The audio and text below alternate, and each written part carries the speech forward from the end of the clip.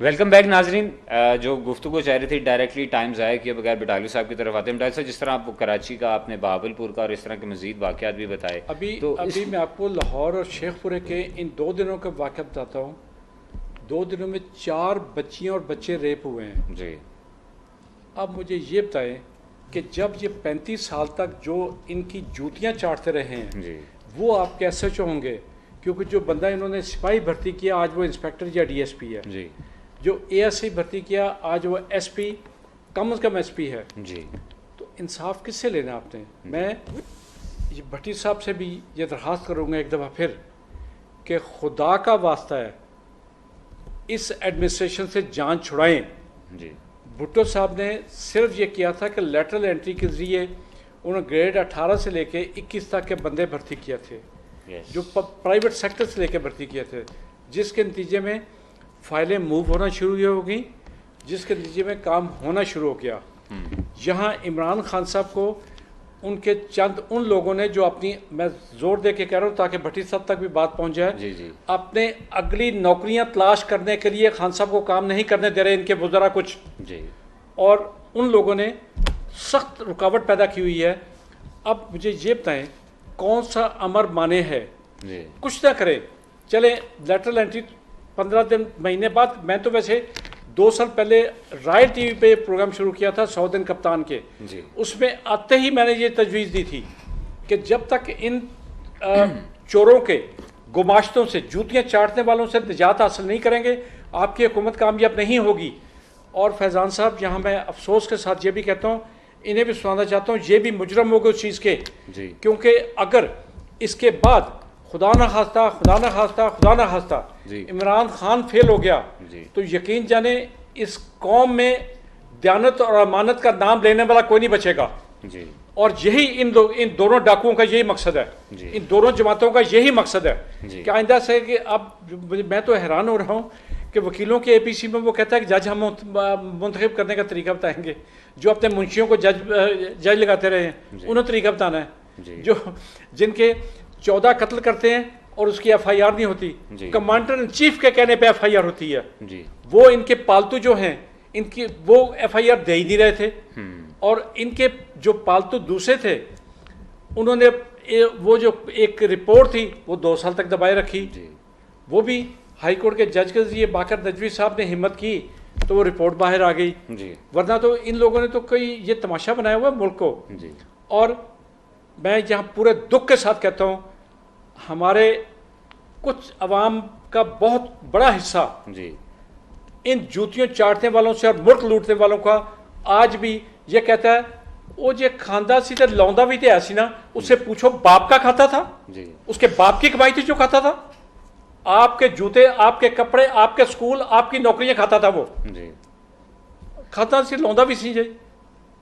कमाल आफरीन है इस कौम पे, इस कौम के इन अल्फाज पे आफरीन है। ये अपने गिरेबान में जाके इनको शर्म आएगी इसके इन लफ्ज़ों के बाद। जी डॉक्टर साहब, बिल्कुल ठीक कह रहे हैं। और आपका जिस तरह कहना है कि इमरान खान साहब को काम नहीं करने दिया जा रहा और जो उनके पास उनकी कैबिनेट है, किचन कैबिनेट है, वो लोग काम नहीं करने दे रहे, तो सर ये चीज़ तो पहले भी पता थी कि लोग बाकी काम नहीं करने देते, लेकिन यही कहा जाता था कि ऊपर अगर सरबराह अच्छा होगा तो नीचे पूरी टीम काम करती है। काम अब भी हो रहा है, लेकिन अब ये कह सकते हैं कि जो रिजल्ट, असल मुसीबत ये है ना जी कि 35 साल तक एक अयाशियों के, जी, जूतियाँ चाटने के, रिश्वत के, लूट मार के आदी हो चुके थे, वो ये समझ रहे थे कि ये 70 साल का गंद ये बंदा आके 2 दिन में ठीक कर देगा जी। मुझे ये बताएं कि जब वो मुलाजम वही, ब्यूरोक्रेसी वही, हर डिपार्टमेंट के बंदे वही, अब आपके सामने 2 मिसालें आहत चीमा और फवाद मौजूद हैं जी। जब ये गिरफ्तार किए गए तो पाकिस्तान की तारीख में जी पहली दफ़ा सेक्रेटेरिएट के दरवाज़ों पे ताले लग गए जी। अगर मैं होता तो मैं ताले लगाने वालों को भी हाथ काट देता और जिन्होंने किया था, जिनकी वजह से हुआ था, उन्हें कम से कम इस जुर्म में फांसी की सजा देता जी। और आज ये बिलावल कह रहे हैं जी ये रेप केसेस में फांसी किस बात पे होनी चाहिए जी। नहीं होनी चाहिए। अब मैं क्या आपसे दरखास्त करूं कि आए सारे जितने हम मिलके बैठे हैं और जो सुन रहे हैं वो सारे मिलके हाथ उठाएं कि जो फांसी की सजा नहीं मांग रहे, अल्लाह करे इन लोगों के घरों में भी यही कुछ हो। नहीं बिल्कुल ये दुआ मांगे फिर मिलके। नहीं नहीं सर, इस तरह नहीं, हम तो किस तरह होगा फिर? बेशक जो आपका गुस्सा है, इन्हें जब आपका शर्म ये नहीं आती अपना ये बात गुस्सा करते हुए। नहीं, अवाम का गुस्सा है, बिल्कुल आप बिल्कुल ठीक कह रहे हैं कि वो उनका भी गुस्सा है कि जो ये कानून नहीं बनने देते, जो सजा नहीं मिलने देते, कभी इनके साथ भी इस तरह हो तो उन्हें पता चले कि किस तरह होता है। कभी एक किसी पार्टी का सरबराह सिर्फ गिरफ्तार हो जाए तो पूरे पाकिस्तान में रैलियां निकाल दी जाती हैं, लेकिन यहाँ पे बच्चों के साथ क्या हो रहा है, बच्चियों के साथ क्या हो रहा है, शर्म नहीं आती नहीं। जी बिल्कुल, आप बिल्कुल ठीक कह रहे हैं। तो सर ये जो खान साहब के साथ जो आपने बताया कि खान साहब जब आए हैं, टीम भी नीचे ब्यूरोक्रेसी सारी वो सब कुछ वही है, तो सर जो वजीर आए हैं ये भी तो वही हैं जो पहले थे, तो अब किस तरह चेंज आएगा बटाली साहब? हाँ, आप बिल्कुल ठीक कहते हैं, लेकिन आपने ये भी देखा होगा कि सियासतदान जमातें तब्दील करते रहते हैं जी, कोई ये अनहोनी बात नहीं, और उन्हें जमात की पॉलिसी को फॉलो करना पड़ता है जी, जो भी जिस जमात पे भी जाएंगे उसकी पॉलिसी फॉलो करनी पड़ती है जी। अब जहाँ पॉलिसी ब्यूरोक्रेसी पेश करती है, फाइलें ब्यूरोक्रेसी ने पेश करनी है, जो चीज़ अच्छी होगी आपके सामने। चीनी का स्कैंडल आया जी, आप मुझे बताएं वो किस सेक्शन ऑफिसर से लेके जी, सेक्रेटरी तक ने फाइलें निकाली। मुलजम कौन बन रहा है जी? ये पीटीआई ने कर दी, जी, उनको कोई नहीं पूछने वाला। जी, और जो वो फाइलें तैयार करके भेजते हैं वो कानून को इस तरह मोम की नाक बना के पेश करते हैं कि जैसे अगर ये काम ना किया गया तो इस मुल्क नहीं टूट जाना, खुदा ना खास्ता। सही कह रहे हैं। और उसके खिलाफ बोलने वाला होता ही को नहीं। जी, आज वही लोग, अब चीनी की कल भी बात हो रही थी, यहाँ बैठे बात हो रही थी, जी, मैं ये सवाल करता हूँ 86 मिलों में से डाकुओं की मिलें कितनी हैं वो गिन लें पहले। जी, 18 मिलें सिर्फ जरदारी की हैं। जी, 12 से ज़्यादा, भट्टी साहब को ज़्यादा पता होगा, 12 से ज़्यादा मिलें नवाज शरीफ की हैं, जी। बाकी एक एक दो दो बाकी लोगों की हैं। सर जहांगीर तो तरीन मुझे साहब बताएं, की भी मुझे है, बताएं, सोमरू 10 से साहब की भी है। 12% पूरे पाकिस्तान में उसका शेयर है। जी। तो अगर जहांगीर तरीन के ऊपर ये चीजें आ रही है कि जी वो उसने सारी करप्शन की है या उसने वो सब्सिडी को नहीं, वो तो गलत बात है, वो एंजॉय किया है, बात ही गलत है वो। तो ये पूरे पाकिस्तान, अब जितनी नवाज शरीफ की मिले या पीपल्स पार्टी की मिले हैं या इनके जो हुक्मरान है उनकी मिले हैं, तो वो कहाँ पे बैठे हुए हैं? उसको जहांगीर तरीन का तो अगर उसके ऊपर स्कैंडल आया है तो वो उसने तो अपने आप को खुद पीछे कर लिया, खान साहब ने उसे पीछे कर दिया, और जेआईटी ने भी उन्हें बुला लिया, उसके बेटे को भी बुला लिया और उसे भी बुलाया।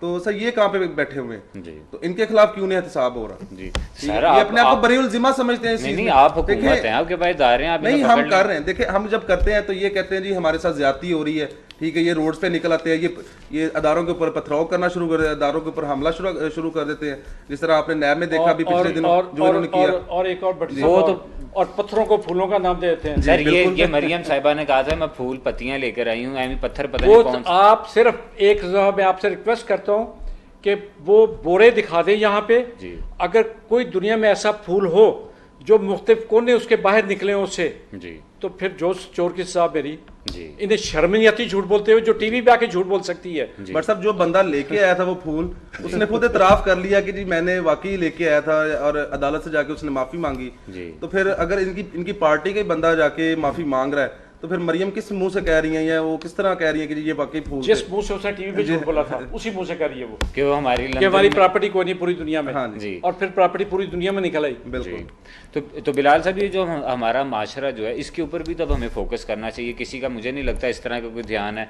अब महंगाई की तरफ ध्यान जा रहा है, हर चीज़ की तरफ ध्यान जा रहा है, इंटरनेशनल रिलेशंस के ऊपर ध्यान जा रहा है, लेकिन माशरे में जो बिगाड़ आता जा रहा है, जो कुव्वत बर्दाश्त ख़त्म होती जा रही है, तो इसके लिए भी हमें कोई लायामल तय करना चाहिए, या जब तक बिल्कुल तबाही के दहाने तक नहीं हम पहुँच जाते तब तक हम कोई अपडेट ना करें। देखिए बट साहब, जब तक आपके मुल्क के अंदर सजा और जजा का कानून नहीं होगा तब तक ये मुआशरा हो या ये सियासी पार्टियां हों ये बिगाड़ की तरफ ही जाएंगी। जी।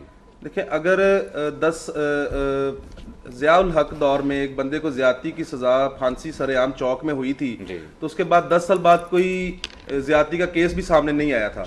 तो सर, जब एक पार्टी या गवर्नमेंट चाह रही है कि ये इस कानून को पास किया जाए तो दूसरी अपोजिशन पार्टियों को क्या मसला हो रहा है? ठीक है, वो होने दें। जी।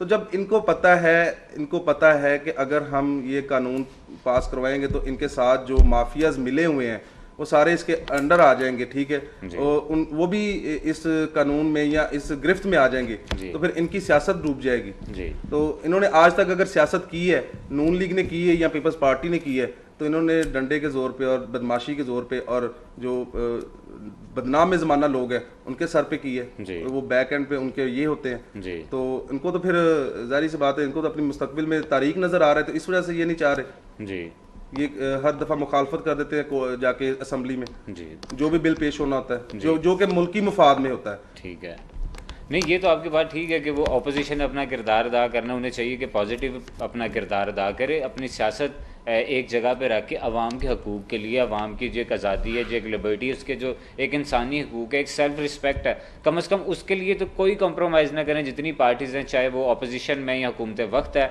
वो इकट्ठी बैठ के कम अज़ कम इंसानियत पर समझौता रखें, इंसानियत पर कोई कंप्रोमाइज़ ना करें। लेकिन मैं बटाली साहब की तरह आता सर, बिल्कुल टाइम थोड़ा होता जा रहा है सर। अगर सैलरीज़ हों उसके लिए सारी पार्टीज़ इकट्ठी हैं, सेनेट के इलेक्शंस में देखें तब इकट्ठी हैं, लेकिन जहाँ पर आवाम का फ़ायदा आ जाए, जहाँ पर आवाम को थोड़ा सा रिलीफ मिलना हो वहाँ पर, और जहाँ पर चोरों को सज़ा मिलनी हो, लुटेरों को और ये जो इज़्ज़त से खेलते हैं इनको सज़ा मिलनी हो, वहाँ पर सर वो एक ऑपोजिशन अपना किरदार अदा करती है। वो कहती है वहाँ भी तो इकट्ठे है ना कि सज़ाएं नहीं होनी चाहिए जी। बिल्कुल वही कह रहा हूँ कि ऑपोजिशन क्यों इस तरफ जा रही है सर? आपके सामने 2 केसेस मैं अभी रखता हूँ जी। कसूर में 282 बच्चों के साथ ज्यादती हुई जी, और उस ज्यादती के मुजरमों को सपोर्ट करने वाले वहाँ के नाम नहाद रहनुमा ही थे जी। सर नाम नहाद क्यों? आप उनके नाम लेके कहे नून लीग के MNA MPs उसमें शामिल थे सर? कोई पता नहीं, वो नून लीग छोड़ के आ जाए PTI में, वो ज्वाइन कर लें, उनको कोई सर इंशाल्लाह हम ऐसे लोगों को नहीं लेके आएंगे सर। इसी तरह हमारी तो उम्मीद है कि अगर इस तरह के लोग खत्म होते जाए तो आवाम का फायदा होगा। ये चीजें जो हो रही हैं, नए लोग आपकी तरह हैं, मैं यकीन के साथ कहता हूँ जी, ये तस्वीरें, ये फिल्में जी, ये डार्क वेब पे बेच के पैसे कमा रहे हैं जी। ये दरिंदे जो हैं इनको असल में वो तफ्तीश का रुख उस तरफ भेजा ही नहीं जा रहा, किया ही नहीं जा रहा कि कोई जानवर जी ये काम कर सकता है 5-6 साल की बच्ची के साथ, स्वाय इस बात के कि डार्क वेब पे बेचने के लिए वो फिल्में भेजी जाएं जो लाखों डॉलर में बिकती हैं वहाँ पे जी। बिल्कुल बिल्कुल बटाली साहब आप बिल्कुल ठीक कह रहे हैं कि जो इंसानियत का एक किरदार अदा करना चाहिए हमें, हम वो नहीं कर पा रहे। बिल्कुल प्रोग्राम का टाइम ख़त्म हो चुका है। मैं अपने दोनों मेहमानों का बहुत शुक्रगुजार हूँ। नाज़रीन, यहाँ पर हमने कोशिश की कि हम जो मसाइल पाकिस्तान में हैं उसके हल के लिए बात करें। यहाँ पर बटालवी साहब सीनियर तज्जियाकार, वो अपना तज्जिया भी दे रहे थे, हुकूमत वक्त भी यहाँ पर है, और इस वक्त जितनी बात बिलाल साहब ने भी की है कि हम इंशाल्लाह ताला पॉजिटिविटी लेकर आएंगे और इंशाल्लाह बहुत जल्द ये सब कुछ जो है वो ठीक होता हुआ हमें दिखाई देगा।